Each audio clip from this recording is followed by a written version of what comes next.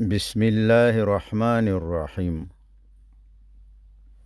موضوع د طبیعت او طبیعي قوانینو یا د نیچر او نیچرل لاز اصطلاحات استعمالول په ساینسي کتابونو او خپل منځي خبرو کې یو ناروا عمل او ګناه ده.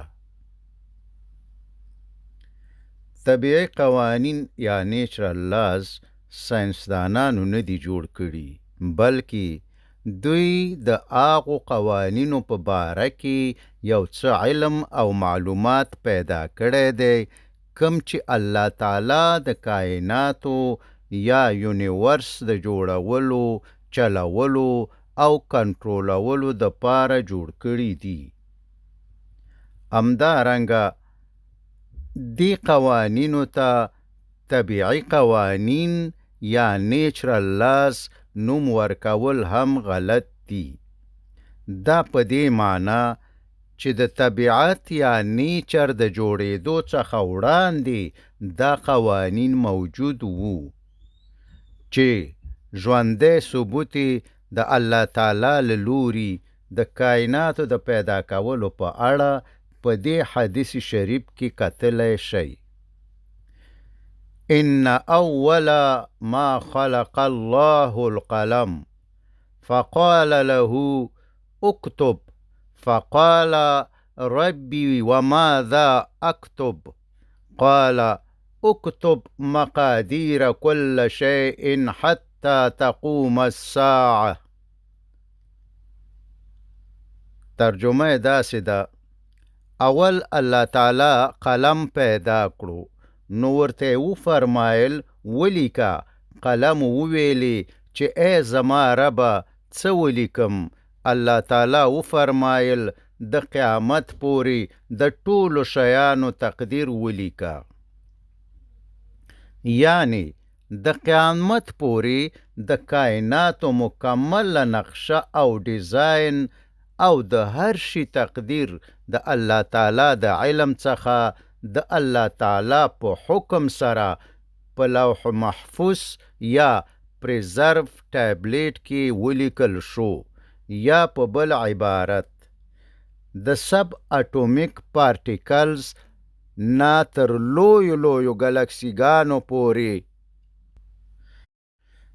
او د مایکروسکوپیک ژوندیو موجوداتو څخه نیولې د ماکروسکوپیک یا غټو ژوندیو موجوداتو پورې او د کائناتو د جوړولو، چلولو او کنټرولولو قوانین چې ساینسدانان ورته طبیعي یا نیچرل لاز وایي، د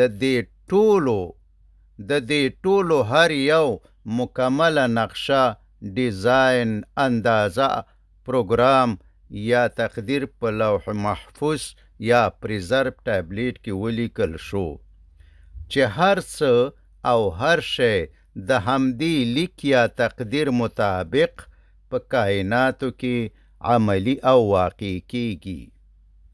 د دې دپاره چې موضوع اوږده نشي، د تقدیر د مسئلې خواته نه ځو، او که څوک دلچسپي لري نو زما بل تقریر د تقدیر په نوم واورئ، انشاءالله چې ډیر په اسانه به د تقدیر په مسئله پوه شئ. اوس بیرته خپلې موضوع طبیعي قوانینو یا نیچرل لاز ته راځو. طبیعي قوانین په حقیقت کې د الله تعالی د سنتو یا کړنلارو په باره کې هغه معلومات دی چې ساینس پوهانو کشف کړی دی، چې په دې قوانینو یا په دې طریقو الله تعالی د کائناتو نظام جوړوي، چلوي او کنټرولوي یې. باید واضح شي چې دا قوانین یا طریقې کائنات نه کنټرولوي، بلکې الله تعالی په دې طریقو یا قوانینو باندې کائنات کنټرولوي. مثلا په سور ټرافیک لایټ باندې د تیریدلو قانون مجرم ته جریمه نشي ورکولی، مګر پولیس په دې قانون مجرم ته جریمه ورکوي. یا د ګرامر د رول مطابق د یو لیکل شوي خط مطلب هیڅ کله دا نه دی چې د ګرامر رول دا خط لیکلی دی، بلکې مطلب دا دی چې دا خط کوم لیکوال د ګرامر په رول لیکلی دی. یا د یو ملک قانون نشي کولی چې ملک اداره کړي، بلکې حکومت او د قانون محافظین په دې قانون باندې ملک اداره کوي. د کیمیا قانون یا رول دی چې د اکسیجن او هایدروجن د یو ځای کېدلو نه اوبه جوړیږي، مګر د کیمیا دا قانون اوبه نه جوړوي، بلکې الله تعالی په دې قانون یا په دې رول اوبه جوړوي. باید پوه شو چې په کائناتو کې دا قوانین د الله تعالی سنت یا کړنلارې دي او د الله تعالی په سنتو او کړنلارو کې تغییر یا چینج نه راځي. ولن تجد لسنت الله تبدیلا. احزاب 2 آیات. او ته به د الله تعالی په کړنلاره کې بدلون پیدا نکړي، یعنی د الله تعالی په سنتو، کړنلارو یا قوانینو کې تغییر او بدلون نه راځي. دا په دې معنی چې میلیونونه کلونه پخوا هم الله تعالی په همدې رول یا قانون اوبه جوړولی او اوس یې هم په همدې رول یا په همدې قانون اوبه جوړوي. نو ځکه خو ساینس پوهان وایي چې طبیعي قوانین یا نیچرل لاز ډیر محکم او قوي دي او هیڅ غلطي او بدلون پکې نه راځي. نو ځکه خو هغه ساینسدانان چې د وحی د علم قرآن کریم څخه خبر نه وي وایي چې همدا نیچرل لاز کائنات کنټرولوي او نعوذ بالله خالق یا کریټر ته ضرورت نشته. دوی ځکه داسې وایي چې دوی د الحاد یا ایټیزم په مذهب دي. دوی نیچرالستان دي. دوی طبیعت یا نیچر خپل اله او معبود مني، یعنی هر هغه کار چې د انسان او ټکنالوژي د سویې څخه جګ وي یعنی خارق العادت وی، دوی وایي چې دا کار نیچر یا د نیچر لاس کوي. دوی طبیعت یا نیچر هغو کائناتو ته وایي کم چې لیدل کیږي یا مشاهده کیږي یا ویزیبل یونیورس، لکه نباتات، حیوانات، ځنګلونه، بحرونه، غرونه، انسانان، ځمکه، سپوږمۍ، ستوري یا سټارز، ګلکسیګانې یا کهکشانونه او نور.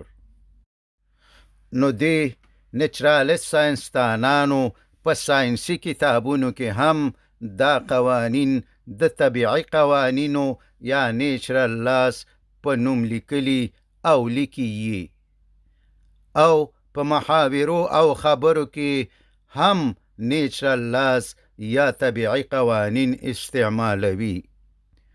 که فکر وکئ شاید چې نه په یو ساینسي کتاب کې او نه په یو ساینسي کانفرنس کې مو د الله تعالی قوانین یا د ګاډ لاز لیدلی او اوریدلی وي. دا ولی؟ دا ځکه چې کله چې مسلمانانو ساینس د مدرسې څخه بیل کړو او چرچ د ساینس سره دومره سخته دشمنی شروع که چې ساینسدانانو ته سختې جزاګانې ورکړي، تر دې پورې کم ساینسدان چې اکسیجن کشف کړی و هغه یې ژوندی وسوځولو. ګالیولو چې کله کشف که چې ځمکه ګرځي نو د چرچ د خوا نه دومره مجبور شو چې په لارو او بازارونو کې چغې وهلې او ویلې چې ای خلکو ما دروغ ویلي ځمکه نه ګرځي او داسې نور ډیر مثالونه شته دی چې نتیجه دا راووتله چې اکثره ساینسدانان د وحی د علم نه د لرې کېدلو او محرومیت په سبب د الحاد یا ایټیزم خواته لاړل او د نیچرالیزم په مذهب شول او د الله تعالی په ځای د طبیعت یا نیچر عبادت شروع کړو. نو ظاهره خبره ده سره د دې چې د اکثرو ساینسي علومو بنیاد او اساس خو داسې مسلمانانو ایښی و چې هر ساینسدان به هم د قرآن بهترین مفسر او هم به د ساینسي علومو ماهر و. نو ساینسي کتابونه هم د اسلامي عقایدو مطابق لیکل شوي وو.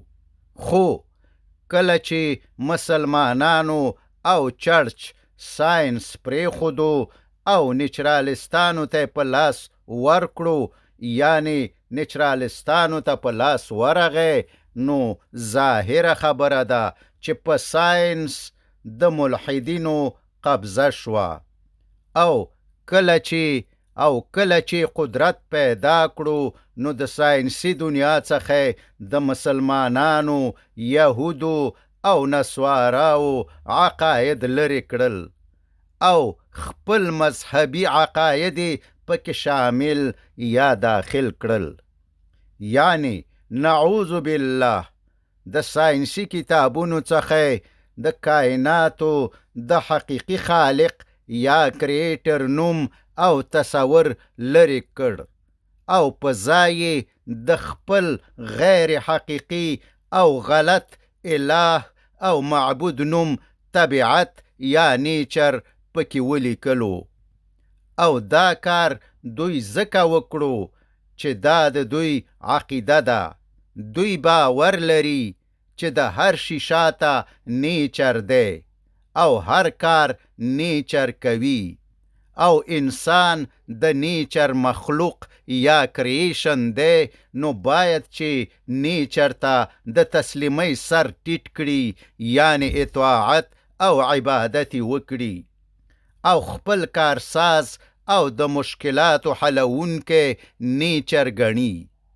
ډیره د تعجب خبره ده چې په دنیا کې 2% ملحدین یا ایټیس او که اګناستیک یا شکمن ترې لرې شي شاید 2% هم پاتې نشي او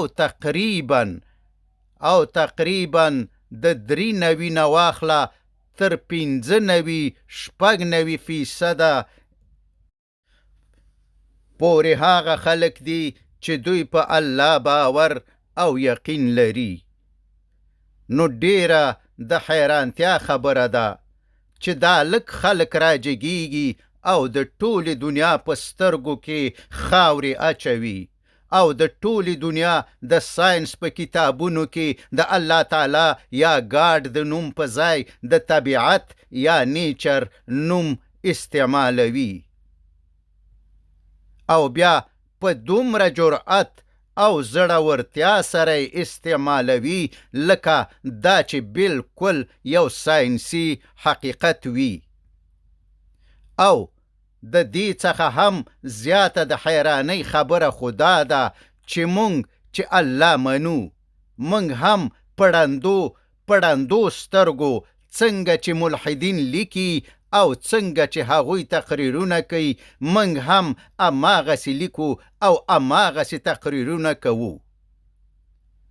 یعنی مونږ هم په کتابونو کې نیچر او نیچرل لاز لیکو او په خبرو کې هم استعمالوو.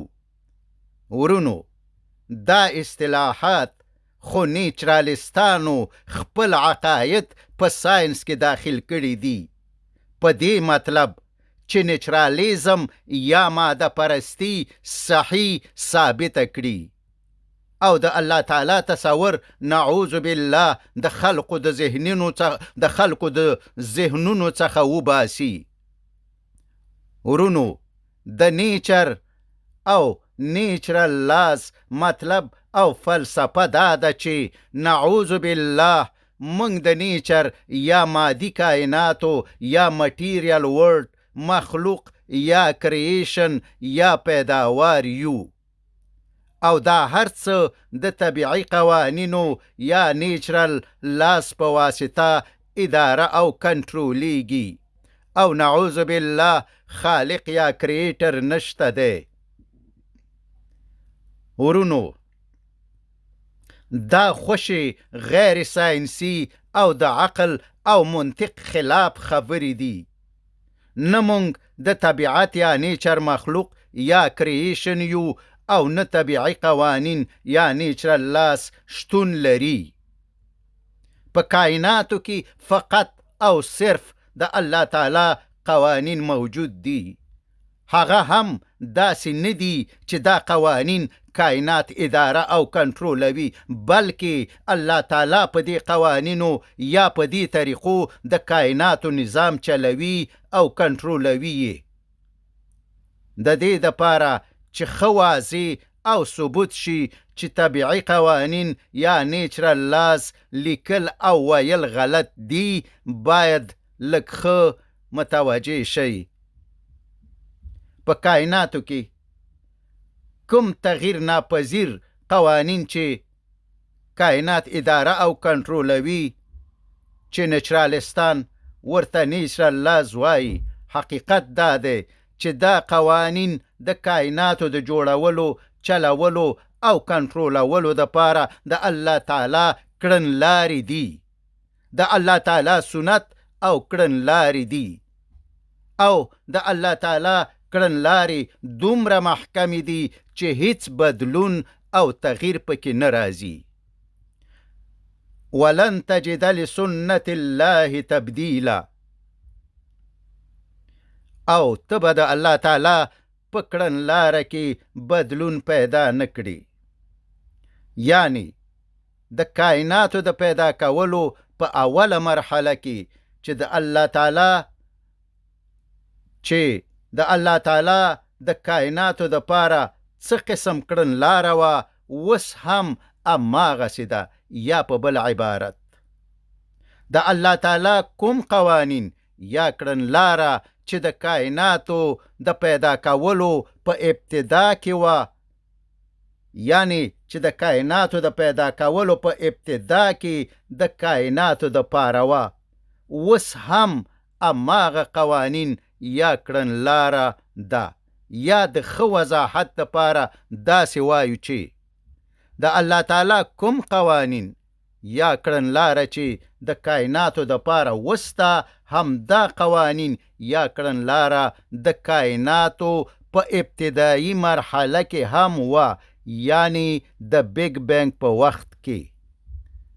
مطلب ته راځو، یعنی د ملحدینو یا ایټیسو یا نیچرالستانو د دې خبرې او دعوی غلط ثابتول دي چې دوی په کائناتو کې د الله تعالی په قوانینو دعوه کړې ده چې دا قوانین طبیعت یا نیچر یا مټیریل ورلد جوړ کړي دي، او نعوذ بالله خالق یا کریټر نشته. اول، په کائناتو کې ټول قوانین چې ملحدین ورته نیچرل لاز وایي، دا ټول قوانین د علم او عقل په بنیاد کار کوي.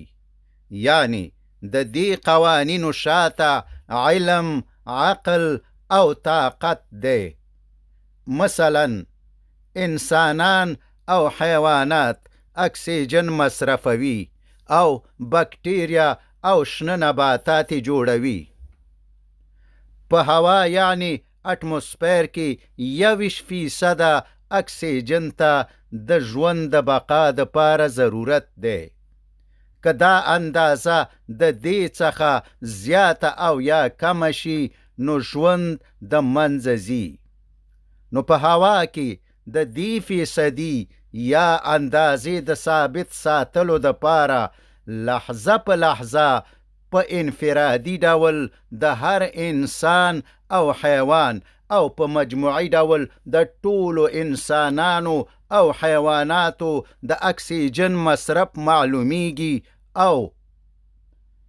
او بیا د هرې بکټیریا او د شنو نباتاتو د هرې حجرې د اکسیجن د جوړولو مقدار داسې عیاریږي چې په مجموعي ډول د ټول جوړ شوي اکسیجن مقدار د ټول مصرف شوي اکسیجن د مقدار سره مساوي او برابر وي. او په دې ترتیب په هوا کې د اکسیجن اندازه همیشه 21% پاتې کیږي. دلته لږ ښه غور وکئ. آیا دومره دقیق حساب پرته د علم او عقل څخه کیږي؟ آیا د هرې حجرې عیارول د یو خاص مقدار اکسیجن د جوړولو دپاره پرته د علم، عقل او طاقت څخه کیږي؟ راځئ اوس د نیچرالستانو څخه پوښتنه وکړو چې آیا څوک چې په خپله وږی وي او ډوډۍ نه لري بل ته ډوډۍ ورکولی شي؟ آیا څوک چې په خپله په خط نه پوهیږي بل ته خط ورښودلی شي؟ آیا څوک چې په خپله علم نه لري بل ته علم ورزده کولی شي؟ آیا څوک چې په خپله عقل نه لري بل ته عقل ورکولی شي؟ معلومه خبره ده چې د ټولو پوښتنو جوابونه نه دي. نو راځئ چې اوس یو څو نورې پوښتنې ترې وکړو. آیا طبیعت یا نیچر یا مټیریل ورلډ علم لري؟ آیا نیچر عقل لري؟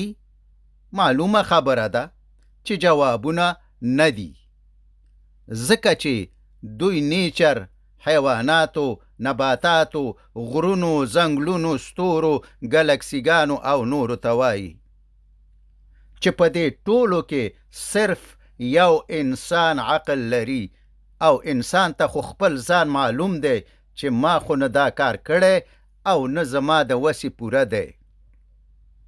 نو فکر وکئ چې یو بې عقله او بې علمه نیچر یا طبیعت څنګه کولی شي چې داسې قوانین جوړ کړي چې هغه د علم، عقل او طاقت په بنیاد کار کوي، یا شاته یې علم، عقل او طاقت وي. دویم، کله چې الله تعالی کائنات پیدا کړل په اول کې ځمکه او اسمانونه سره یو ځای نښتي وو او بیا الله تعالی سره بیل کړل. اولم ير الذين كفروا ان السماوات والارض كانتا رتقا ففتقناهما. آیا کافران نه ګوري، آیا کافران نه پوهیږي چې اسمانونه او ځمکه سره یو ځای نښتي وو او بیا موږ سره بیل کړل؟ ساینسدانان دی یو ځای نښتي کائناتو ته سینګولاریټي وایي او بیلیدو ته یې بیگ بینګ یا لویه چاودنه وایي. یعنی په دې نښتو کائناتو یا سینګولاریټي کې یوه چاودنه یا اکسپلوژن وشو چې د دې چاودنې په واسطه کائنات جوړ شو. یعنی ستوري، ګلکسیګانې، ځمکه او نور ټول موجوده کائنات جوړ شول. باید ووایو چې وخت او زمان یا ټایم او سپیس او انرژي او ماده یا مټر د بیگ بینګ نه مخکې نه وو، بلکې د بیگ بینګ نه وروسته منځته راغلي دي. نو په دې سبب چې ماده، انرژي، ټایم او سپیس د بیگ بینگ نه وروسته منځته راغلي دي، نو طبیعت یا نیچر هم د بیگ بینگ نه وروسته منځته راغلی دی. ځکه چې د نیچر یا طبیعت د وجود د پاره خو ماده، انرژي، سپیس او ټایم ضرورو، او چې نیچر د مادې نه وروسته منځته راغلی دی، نو باید چې نیچرل لاز یا طبیعي قوانین هم وروسته منځته راغلي وو. ځکه چې د دوی په اصطلاح نیچرل لاز یا طبیعي قوانین خو د نیچر په واسطه جوړ شوي دي، او نیچر د مادې د پیدا کېدو نه وروسته د مادې څخه جوړ شوی دی. نو معلومه خبره ده چې نیچرل لاز هم باید د نیچر د جوړېدو څخه وروسته د نیچر په واسطه جوړ شوي وو. یا په بل عبارت، د نیچرل لاز د جوړولو د پاره د نیچر شتون ضرور وو، او د نیچر د جوړولو د پاره د مادې شتون ضرور وو.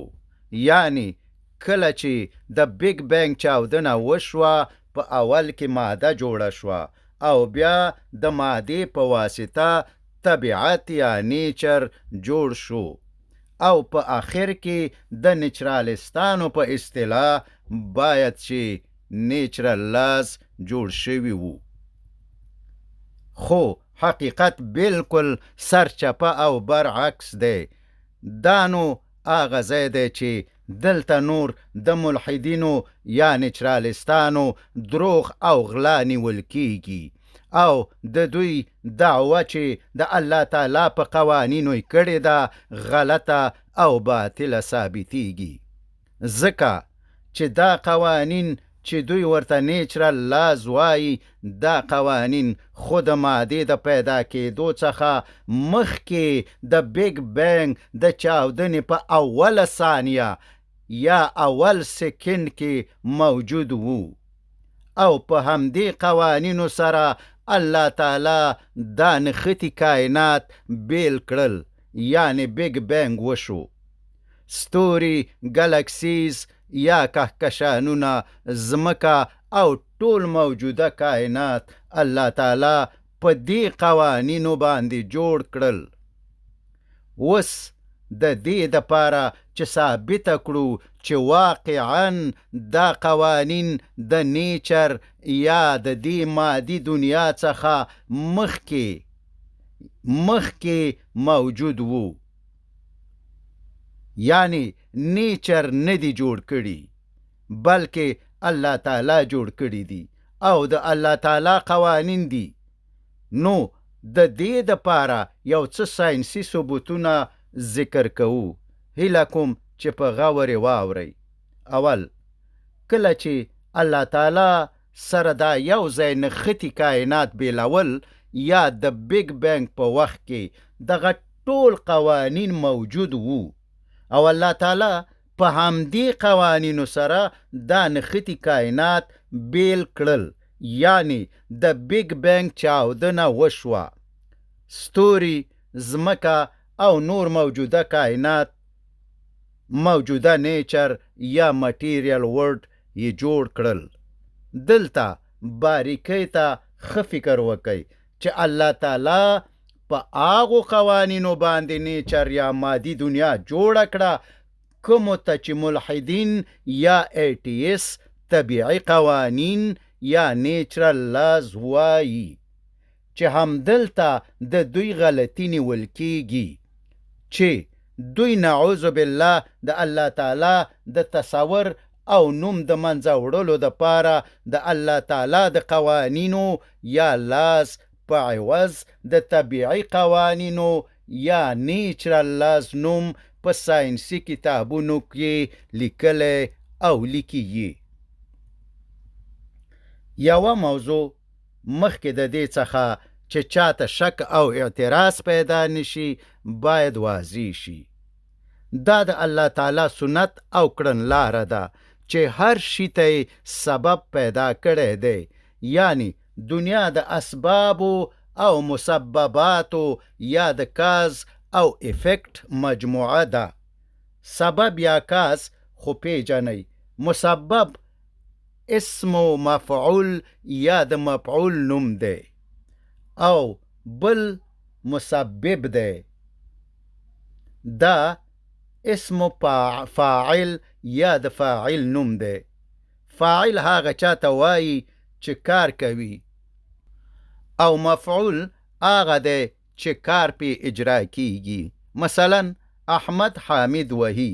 دلته احمد چې وهل کوي فاعل یا مسبب دی، او حامد چې وهل خوري یا وهل کیږي مفعول یا مسبب دی. مطلب ته راځو. الله تعالی د کائناتو دا نظام داسې جوړ کړی دی چې په دنیا کې هر شی د اسبابو په بنیاد جوړیږي، او هر کار د اسبابو په بنیاد کیږي. یعنی الله تعالی د هر شي د جوړولو او کولو د پاره سبب پیدا کړی دی، او یو شی هم نه بې سببه کیږي او نه جوړیږي. د تقریر په شروع کې ذکر شو چې د کائناتو د پیدا کېدو نه مخکې الله تعالی د ټولو کائناتو تقدیر جوړ کړ او په لوح محفوظ کې ولیکل شو. یعنی د هر شي د جوړولو او د هر کار د کولو اسباب ډیزاین او پروګرام شول. حتی که یو الکترون د اتوم په مدار یا اوربیټ کې ګرځي، دا هم په لوح محفوظ کې د همدې ډیزاین شوي او پروګرام شوي اسبابو نتیجه ده. او په کائناتو کې یو شی هم نه په چانس، نه په خپله، او نه د رنډم میوټیشن په واسطه کیږي. خو دلته سوال پیدا کیږي چې هر شی او هر کار د اسبابو په واسطه کیږي، او اسباب مخکې د مخکې څخه په لوح محفوظ کې لیکل شوي دي او د تقدیر او پروګرام مطابق په کائناتو کې واقع او عملی کیږي. نو نعوذ بالله، بیا د الله تعالی څه کار دی؟ د دې جواب داسې دی چې الله تعالی د هر شي د جوړولو او هر کار د کولو د پاره اسباب پیدا کړي دي، مگر په خپل الله تعالی مسبب الاسباب دی. یعنی الله تعالی د ټولو سببونو سبب دی، سبب اولا دی. یعنی په هر سبب کې تاثیر الله تعالی اچوي. په مثالونو کې به انشاءالله اسانه پوه شئ. توجه ورته وکئ. مثلا اور کاغذ سوځوي، مگر په اور کې د سوځېدو تاثیر الله تعالی اچوي. مخکې ذکر شو چې اوبه د هایدروجن او اکسیجن څخه جوړیږي.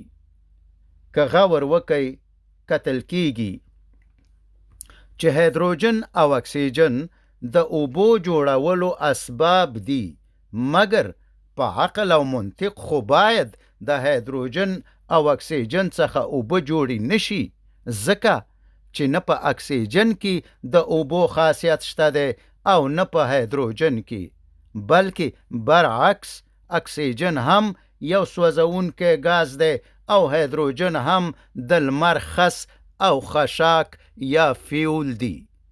نو عقل خو وایي چې دا اسباب یعنی هایدروجن او اکسیجن خو باید کم د کمه داسې یو شی جوړ کی چې د سوځېدو خاصیت ولري.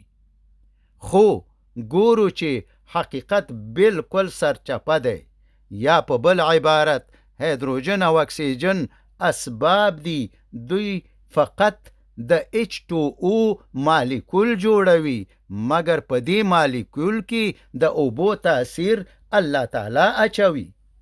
یعنی مخکې د دې څخه چې چاته شک پیدا شي، باید پوه شو چې حقیقي جوړونکی او کوونکی یا مسبب الاسباب په خپل الله تعالی دی، او په ټولو اسبابو او قوانینو کې د کولو او جوړولو تاثیر الله تعالی اچوي. مطلب ته راځو. مونږ دا خبره ثابتول غواړو چې د الله تعالی قوانین چې په کائناتو کې دي دا طبیعت یا نیچر نه دي جوړ کړي، ځکه نیچر یا مادي کائنات لا جوړ شوي هم نو چې دا قوانین موجود وو، او په همدې قوانینو الله تعالی سره یو ځای نښتي کائنات بیل کړل یا بیگ بینگ وشو او کائنات جوړ شو. نو وس انشاءالله همدا ثابتوو چې دا الهي قوانین د بیگ بینگ په وخت کې موجود وو.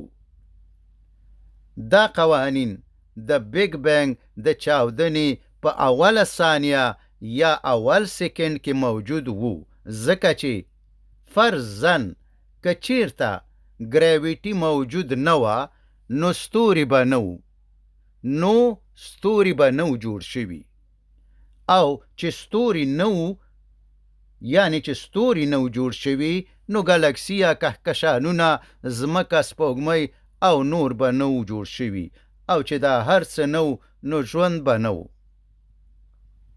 دویم، که الکترومګناټیزم، سترانګ نیوکلیر فورس او ویک نیوکلیر فورس نه و اټوم به نه و جوړ شوی، او چې اټوم نه و جوړ شوی نو ماده به نه وه، او چې ماده یا مټر نه و ستوري، ګلکسي، ځمکه او نور هیڅ شی به نه و. دریم، که کازمالوجیکل کانسټانټ یا انټي ګراویټي فورس یا ډارک انرژي نه وه نو کائنات به بیرته د ګراویټي په واسطه کولپس شوي وو، یعنی که د کائناتو د لویولو قوت نه و نو ګراویټي به کائنات بیرته راکش کړي وو او کولپس کړي به یې وو. یعنی دا قوانین د کائناتو د پیدا کېدلو په اوله مرحله یا د بیگ بینگ په وخت کې هم موجود وو او اوس هم موجود دي، او په دې قوانینو باندې الله تعالی کائنات جوړ کړل او جوړوي یې. مطلب دا چې په دې قوانینو کې د کائناتو د جوړولو تاثیر الله تعالی اچولی وو او اچوي یې، یعنی دا قوانین اسباب دي او الله تعالی مسبب الاسباب دی، چې په دې ټولو قوانینو کې د کائناتو د جوړولو او کنټرولولو تاثیر او طاقت الله تعالی اچوي. نو اول سبب او د کائناتو حقیقي جوړونکی، چلونکی او کنټرولر په خپل الله تعالی دی، او دا هم ثابته شوه چې په کائناتو کې قوانین طبیعت یا نیچر نه دی پیدا کړي، بلکې په دې قوانینو الله تعالی طبیعت یا نیچر پیدا کړی دی. نو ځکه باید چې په ساینسي علومو کې د نیچرل لاز یا طبیعي قوانینو په ځای د الله تعالی قوانین په ویلو او لیکلو کې استعمال شي. په آخر کې باید ووایو چې د ملحدینو په واسطه طبیعي قوانین یا د نیچرل لاز استعمالول په ساینس کې کومه علمي او ساینسي اصطلاح نه ده، بلکې د ملحدینو او نیچرالستانو عقیدوي اصطلاح ده.